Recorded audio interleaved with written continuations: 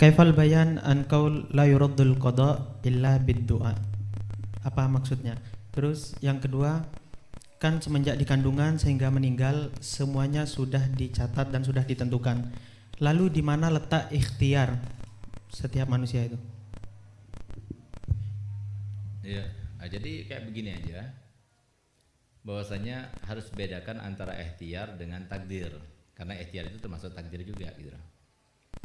Jadi ketika terlintas dalam hati kita untuk mendapatkan sesuatu atau berbuat sesuatu, berarti itu adalah keterusan dengan godok yang Allah tentukan di atas sana. Karena terlintasnya itu sudah dengan godok Allah. Lalu kemudian mengimplementasikan di dalam kehidupan nyata, namanya takdir itu namanya gitu. Godok itu masih ketentuan, takdir itu sudah penerapan.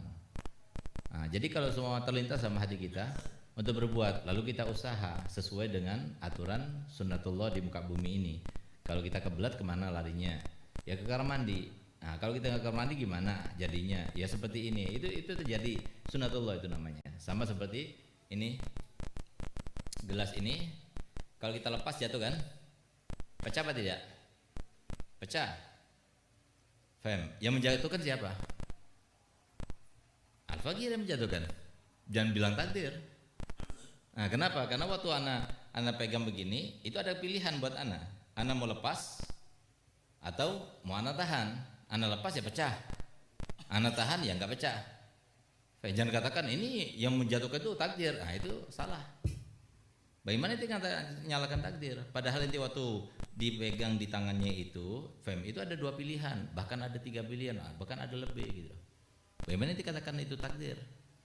Nah, kalau suatu kebaikan, itu katakan ke takdir gak jadi masalah. Tapi kalau keburukan, kamu katakan takdir, itu seakan-akan ingin melepaskan diri daripada kesalahan itu, rasa dosa itu.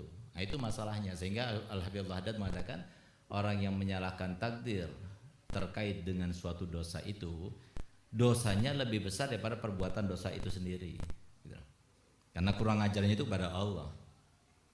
Nah, jadi kalau menyalahkan takdir sementara kita tidak tahu takdir kita itu setelah 1 jamnya apa, kita mau menyalahkan takdir, ini nggak tahu apa yang terjadi setelah 1 jam ini. Nah, kalau dia tahu lalu disalahkan takdir jadi masalah. Ini tidak tahu 1 jam yang akan datang kita mau ngapain. Biasa saat malam Jumat gitu. Ya silahkan. Atau anak enggak, anak malam Jumat ini pray dulu, besok pagi kita. Yang sudah punya istri ya. Misalnya, anak mau baca salawat, bisa enggak? Enggak, anak mau ziarah kepada Abuya Habib Hasan, bisa enggak? Oh enggak, anak mau baca Quran, anak mau baca surat Tahfi, sunnah pada malam Jumat ini, bisa enggak? Bisa, banyak hal yang bisa kita lintaskan dalam hati kita. Yang terlaksana apa? Sesuai dengan ketentuan Allah. Nah, tapi usaha itu, itu hukumnya wajib. Karena apa? Itu sunnatullah. Tapi usaha itu sendiri itu terkait dengan takdirnya Allah.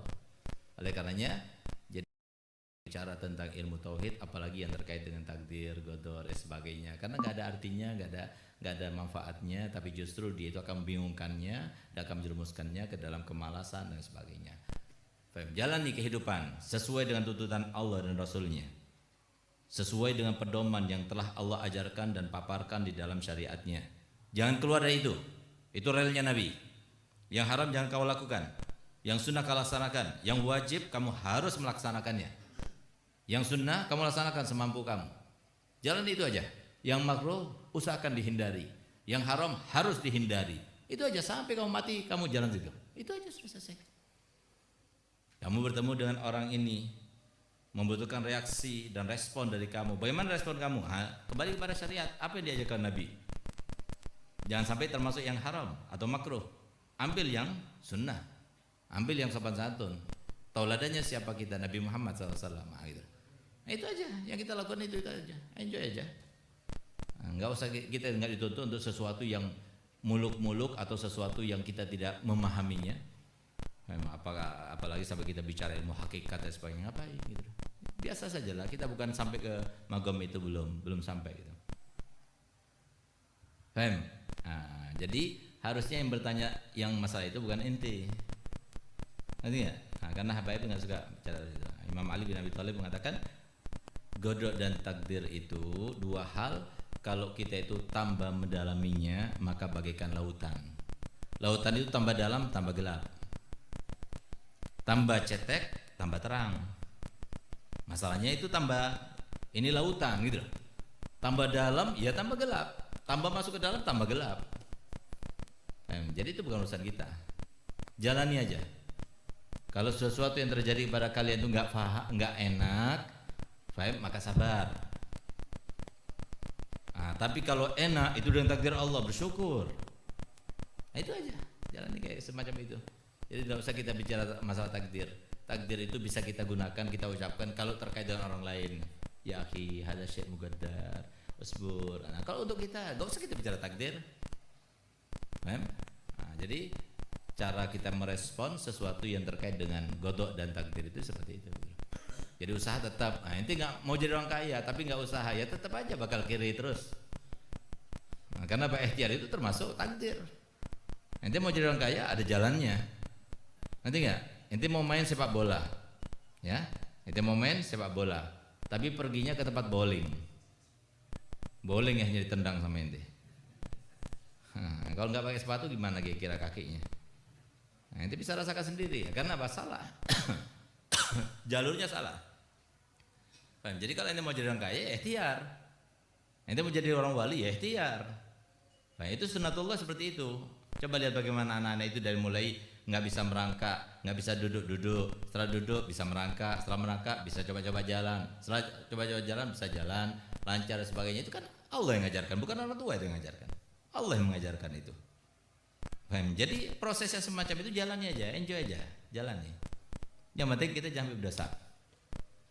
Yang penting kita itu semua kewajiban laksanakan, semua larangan jauhi. Sidik kepada Allah dalam hal ini. Jangan kita katakan ya nggak kelihatan gurunya, nggak kelihatan orang tuanya, kemudian kamu akan melaksanakannya. Tapi kalau kelihatan baru kamu akan berhenti. Sidik kepada Allah. Yauma yanfa'us shadiqina sidquhum. Pada hari itu orang yang bersungguh-sungguh itu dengan Allah itu akan berguna. Sidiknya itu berguna. Kapan itu berguna? Apakah di akhirat? Di dunia bisa kita rasakan itu. Di dunia bisa kita rasakan. Nanti suatu saat ketika sudah datang waktunya, sidik kalian dalam hal ini, di dalam menjalani kehidupan ini itu akan ditampakkan Allah Ta'ala. Bermanfaat buat kalian semuanya. Nah, tapi kalau sudah kalian tuh merasa bahwasanya kalau kita dilarang ketahuan gurunya, baru kita itu berhenti. Kalau enggak, baru kita mau melaksanakannya. Nah, yang semacam ini kan enggak jauh beda sama akhlaknya kucing itu. Tahu kucing? Pernah lihat nggak kucing mengincar ikan? Faham? Pernah lihat? Masa nggak pernah lihat Lim? Nanti bagian makanan deh. Nanti lihat kucing dong lihat makanan. Ya terus. Karena ada orang, dia berarti begitu nggak ada orang, dia jalan. Itu ada orang lagi, langsung dia begini, ya kan? Nah, ketika nggak ada orang, dia langsung. Nggak ada orang lagi, dia ambil ikannya, lari dia. Gitu. Nah itu asalnya kucing. Kelihatan sama guru, dia hendak tahu tuh, ya hendak gini. Begitu nggak ada gurunya, keluar belangnya. Nah itu yang semacam itu asalnya kucing itu namanya. Nah kita jangan seperti itu, tapi kita harus sidik kepada Allah. Di mana kita mau dapat tidak terlihat oleh Allah, di mana? Yang memberikan semuanya Allah. Buat apa kita bekerja untuk manusia? Nggak ada faedahnya semuanya. Manusia itu cuma media saja. Minta pada Allah. Apapun kita minta pada Allah Ta'ala. Yang penting kita usaha. Nah, jadi banyak orang yang tertipu disangkanya yang namanya kebahagiaan itu di dalam banyaknya finansial. Siapa yang bilang? Jadi kebahagiaan itu di dalam keberkahan. Keberkahan itu pasti didapatkan dalam ketaatan. Gak mungkin bisa kita dapatkan bukan di dalam ketaatan, gak mungkin. Saat alhamdulillah berkah. Dari mana kamu dapat berkah? Dari Dari apa namanya itu? Yang punya kafe Inul misalnya. Diskotiknya Inul gitu. Nggak ada keberkahan di situ tuh, nggak ada. Keberkahan itu dari masjid, keberkahan itu dari sholat, keberkahan itu dari orang soleh. Keberkahan itu dari makam para habaib, para aulia. Nah itu berkah itu. Nanti kalau berkah dari tempat diskotik, tempat kafe dan sebagainya, nggak ada itu berkah. Nah, jadi jangan salah persepsi dalam hal ini. Jalani kehidupan, enjoy saja. Nggak ada tuntutan kita itu untuk menjadi begini begitu, nggak. Tapi tuntutannya itu adalah jangan berdosa. Jangan sampai kita terlihat oleh Allah Ta'ala dalam keadaan kita melalaikan suatu kewajiban, itu saja. Soal akhir.